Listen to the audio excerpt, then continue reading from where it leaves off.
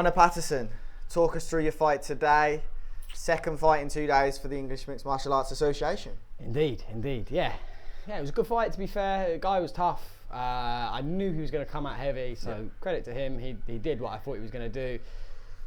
Yeah, he did everything that I expected. He gave me a good fight, a tough fight. He was pretty well-rounded. He had good boxing, good wrestling as well. I just felt like I was better everywhere, to be fair. I got to show off a little bit more than I did yesterday. I could open up a little bit more and not have to worry about things. So it was a good fight. 6.5 out of 10. Okay, you're harsh on yourself, aren't you? Yeah, it was a 6 out of 10 yesterday, maybe a 5.5, and now it's a 6.5. It's improving. I'm more happy with the performance today, but still a lot more to prove, to show. Yeah. Gold medal, is that like, it's all right, don't really matter I to literally me. said to my mum, I said, we can leave now, I don't want it. Yeah. Just out of respect, you've got to stay for the ceremony. Yeah, she'd get the hump. If respect for the ceremony, I'd happily stick around my mum looked at me and said, what time is it? And I said, I'll be honest, we could go now. I don't really want it. And she said, no, you're staying and collecting it. And I was like, oh, okay, fine. So she travelled for it. So. Yeah, bless her, I do it for the ceremony, but also it is a bonus to make my mum happy. So, that's nice. Mama's boy. So I'm overall happier with how it went. Yeah. What did you make of the whole team spirit this weekend? We've just seen Owen Cartridge in the fight of the tournament in the heavyweights to cap off. What a fight. All together. What an absolute war. Big up Owen. Yeah, no, I was literally saying, David Lee, he was cornering me yesterday and today, and I was talking to Dan Hardy a little bit about this as well. I was just saying, a lot of the people on the England squad had done previous Euros, Worlds, or Four Nations, so there was a bit of a team bonding already. And I jumped in basically on the arse end of that. I didn't know anyone coming into this. I knew Bertie a little bit, just because he's come down to top team before, but no, it's fine. So I didn't really know anyone, but honestly, I cannot thank the people that have helped me warm up. All the little things, man, like David, Keane, Paul, loads and loads of people. Jordan Little. Yes. Yeah, so many people. Jack. Yeah, so many people. I've met a lot of people that I'm sure I'll stick with for a long time. That's good. There's a lot of solid people on the team, and they were very open. They didn't. Yes. It can be a bit cliquey potentially, but no one was like that. Everyone was really, really open and welcoming. So I felt very comfortable very quickly. Open to learn. Yeah, that's really good to hear. What's your plans then next? Come back to Emma, fight with the English, or what's happening? August 5th, I'm fighting again. August 5th, fighting for a belt again in the O2. And then, who knows, man? Who knows? I haven't got anything planned after that. I've told myself I've got a few not nagging injuries, everyone's fingers and stuff hurt, but I've been very busy. After August 5th, that will be my 5th fight in 2.5, 3 months. So I'm just not going to stop training, but just not have a fight booked for a little bit, if that makes sense. Even if it's just a couple of weeks, a month, to not have that in the back of my head is nice, to just a bit of decompression time mentally. But yeah, after that, who knows? Maybe, truthfully, I want to make my pro debut this year. So PFL, if that's the thing, then we'll see there. Cage Warriors, if that's the thing, we'll see there. I'm open. I'm open to what avenues might reveal themselves to me, but I haven't got much planned after August 5th really, and I kind of want to keep it that way for a little bit. You did your thing, you conquered the Four Nations, and look forward to seeing what's next. Thank you so much. Gold medalist Jack Henshaw. Thank you very much, bro. Congratulations, you got that done nice and early. It didn't seem like you had any problems and no scratches, no nothing. All the respect to Jake for he stepped in there. He was a game opponent. I knew mutual respect from both of us. I knew he was going to come and he wanted to fight me. Yeah. So I can't ask anything else. He's a top bloke. He's always been nice to me. Exactly. So I wish him the best in the future. Yeah, for sure. How did you find that fight? Yeah, good. To be fair, I felt really confident. I warmed up well. My coaches were praising me. I just went in there with loads of positive energy, loads of confidence, and that's literally the calmest I've ever felt in a fight. Wow. I felt literally just like a spar. What did you put that down to?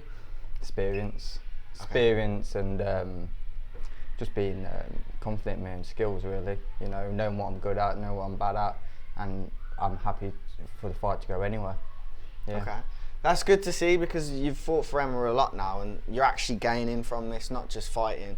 And standards go up and down. You don't know what you're improving and what's happening, but you're actually nearing turning pro, and you're getting better as well. When do you think you'll make that move? Pro, I need to have a chat with my coaches, because obviously they know what's best for me. But I'd like to say maybe next year. You know, year or two definitely. I'm just turned 23 last week. That's my 12th amateur fight. Yeah. So I'm in a good position where the transition to pro is, it's not that far away. Yeah, we've got Jordan Molinari in the background. Yeah, I'm making some funny faces. He'll be doing the next interview, but he's definitely distracting us both. Yeah. I just want to talk about that move. Obviously, it's a difficult thought process. What for you is holding you back? Because a lot of people will go pro now after 12 fights. I know Jordan Little, for example, 24, I believe. Is that kind of more of the direction you believe you should be in? 15 plus and just say I'm now 100%, as opposed to I just need some money and I want to turn over so I can be at the top level of pro quicker. It's like you're actually more strategic about it than a lot of fighters. I don't. I work full time. I live at home. I'm in a comfortable position where I don't need to rush it. You know what I mean? And you see a lot of amateurs rush to pro and they get a few wins, but when they get to the big leagues, that's when they get found out.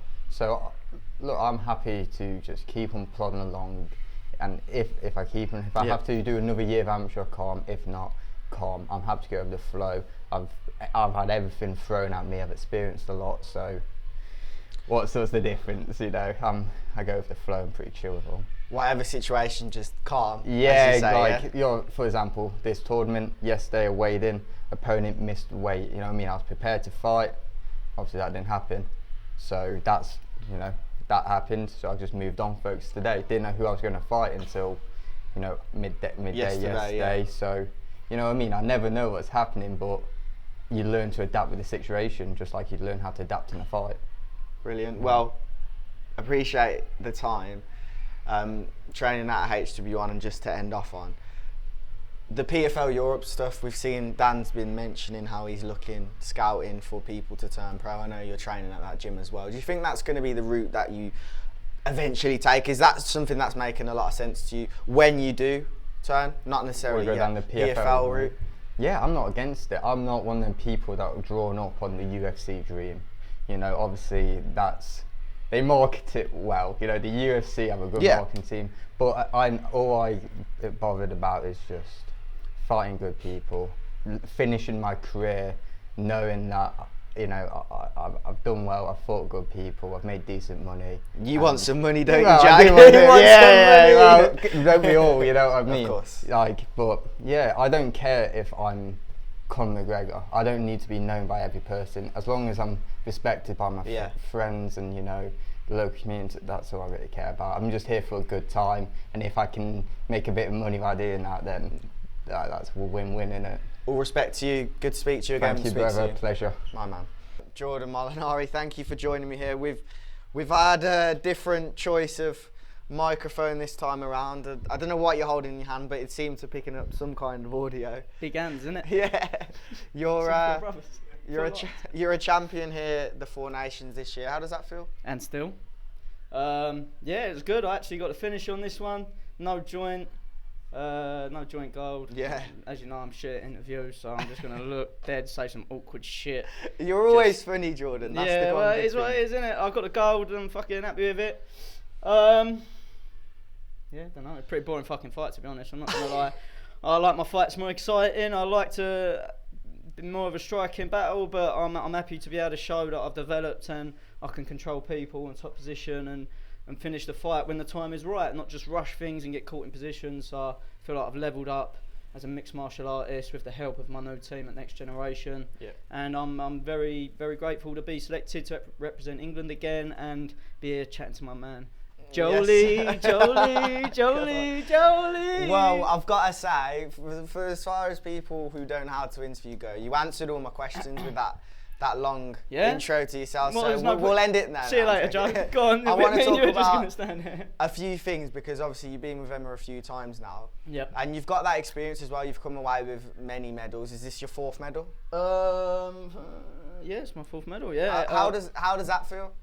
Feels good. For somebody that's only been training for 5 years in any discipline, I feel like I'm happy with my progress. I'm happy with what I've achieved in that time. Obviously, there's been a pandemic in between that, so I've not really been able to train properly. But more credit to you. Now I'm doing the right things, got a good system working, and I feel like feel like I'm ready to take it to the next level. Is that pro when you say next level? Just feel like I'm ready to take it to the next level. Whenever my coaches feel like the time's right, then yeah, the time is right. You've got new coaches. Talk about the next gen move and why you wanted to do that. Obviously, when I first represented England at the Four Nations last year, when I first met you, obviously that was my first time in Liverpool as well. So I met Molly. Everyone has slated the city of Liverpool, but it's actually a lovely city with lovely people. A lot better than that shithole London. Like, everyone's just stuck up little fucks, isn't they? Down there? But yeah, no shade to any of my pals in London. Liverpool's a lovely place. The gym's welcoming. The systems that they train is fucking next level, next generation, and it's the right move, man. I'm very happy I'm there. Day 2 for you. Yep. Of the Four Nations, and you get the win. Congratulations. That was a really good performance as well. Well done. Thank you very much. Yeah. How did you find it in there? I was very nervous when I came out, especially yesterday because I lost. So I was like, no, can't have this again, because it's such a devastating feeling, especially when you put so much hard work in it. So I was just like, no, just get your head in the game. Fortunately, I had some really nice people backstage help me. Like, my opposition even helped me, Mim Grubb. She helped me actually warm up, which was really nice. That's nice, yeah. I got to get to know her, and she's an awesome person. And yeah, it was great. So I have to thank them as well. And obviously Dan in my corner, he was a great cornerman. I listened to what he said and we got the job done, yeah. What was the overall experience being with the English Mixed Martial Arts Association over this weekend? A mix of emotions. Like there are times where I was just so confident, like, yeah, I've prepared for this, I'm ready. But then I recognize like it's really a mental thing. Like, this is really a mental game more than it is a physical game. So that was something I learned about myself. So I have to thank the English Martial Arts Association for letting me find this aspect of myself and letting me see this part of me that I needed to work on, which I definitely believe I'm starting to really well. Yeah. What would you describe or put down to the way you switched it up today and the way you got that fight over and done with so quickly? What would you put that down to and talk us through that? So it's just believing in myself, like having confidence, believing in myself, knowing that the hard work and the hours that I put in actually do pay off, and it's not just for nothing. If it was for nothing, they wouldn't think I was good enough to do it, to sign up for this competition, and I did, so it was all good. Talk us through the finish. So in the whole fight camp, I was actually, because I thought my opponents were going to be strikers, but then one of them pulled out. So I was like, okay, never mind. So the whole thing changed for me. So then I got a grappler and then, okay, fine. So what I did was in the camp, I was like doing a lot of grappling to get to side control. Yes, yeah. And then get to mount and then finish from there. And that's what I did today. I was just like, no, I'm just going to execute my game plan. Whatever happens, I'm just going to do it. Yes, I'm a good striker. Well, I'm an okay striker, but I'm going to have to believe in my wrestling if I really want to be a good mixed martial artist. And I did. I went for the takedown. I got it, passed the guard, went into mount, ground and pound, and then got the submission. It was great. Caitlin, with another win for Team England this time at the Four Nations. How did you find that? Yeah, great. Camp had been great. Everything we had worked on, I didn't do. Surprise! I wanted to come out and show people my striking, but I mean, bread and butter is bread and butter, isn't it? That's why we know we're good at what we do. So why waste time? Talk us through the fight. Anisha Southpaw, she came out. I did want to touch hands, but I felt the nervous energy, so we didn't. We got straight to work. Threw a couple of knees and felt them maybe digging a little bit more than I think she expected. Pushed her to the wall, shucked her off, rinse and repeat what happened in Serbia with a rear naked choke. And that's all she wrote. Four Nations champ, what can I say? Do you feel like you're getting more experience? You fought with Emma a lot now. Yeah. Do you feel like it's a point where other fighters may even look at you and think this is a really tough fight because she's been at a high level for a while now? Yeah, potentially. I think it was really unlucky for my opponent today that she drew me, of all people, when she hasn't had any fights. So. Big respect, like big props to her, because there are people out there that have been dodging me for a while in higher weight classes that have gone, actually, no, we'll scoot around that, I'm too busy, which is, that's fine, that's whatever you want, but yeah, fair play to her. If I was sitting in her position when I debuted, it was sort of exactly the same thing that happened. But look, I rise from the ashes too, so I'm sure she's capable of doing what I've done. Yeah. She's only like half an hour down the road from me now as well, so we can train together. That's that out of the way. I'll give her a hand as much as I can. That's good. Good sportsmanship. What's your plans from here then going forward, Caitlin? Well, I'll do ADCC Poland in September, maybe IBJJF, God, that's a mouthful, in Rome, Nogi, Euros. So I know I said I haven't really done any grappling this year when all I really do is win my grappling. So maybe just actual grappling fights now for a little bit. I go back to uni in September, so things will start to take a little bit less of a priority in the competition scene. That's a world championship and a Four Nations title, so I think anything else is just sprinkles and icings on the cake. Obviously, we've got PFL here, as you can see, Dan Hardy scouting, etc. Yes. Does that sort of stuff excite you as the future? Yeah, I mean, the Dublin card at the end of the year would be great to go back to where I started doing MMA, is in Ireland, in Northern Ireland, so it would be nice to go back to my headquarters in Dublin, maybe get a few rounds in with the guys and show them what experience we've got now. So yeah, definitely I would more than definitely be happy if I got a phone call to say, yeah, we'd be interested, do you fancy it? Nah, yes, I would. That doesn't mean ADCC or Rome in October, just get me on that card, everything else is chef kiss. I noticed you sound a little bit more Irish when you answered that question, so I'm sure you'd fit in there perfectly. Yeah, the accent bobs and changes. That's funny. Well done again today, the champ. Good to see you back winning in an Emma shirt, and we'll see you again soon. Thank you very much. Sydney, you are the Four Nations champion. First of all, we done it, man. Congratulations, well done. Talk you. us through today's fight, because you looked good in there. You looked strong as well. I felt great. First of all, shout out to my opponent. He's really good. He was Irish national champ. I wasn't trying to look past him. But I knew what I had to do today. I had to control the air, I had to make sure I was popping that jab, and then the shots will present themselves. And that's what happened. I was controlling the air. At first, he was really strong. He shot on me. Yeah. I was able to defend it. And then the moment he realised he couldn't get me down, I felt breaking him.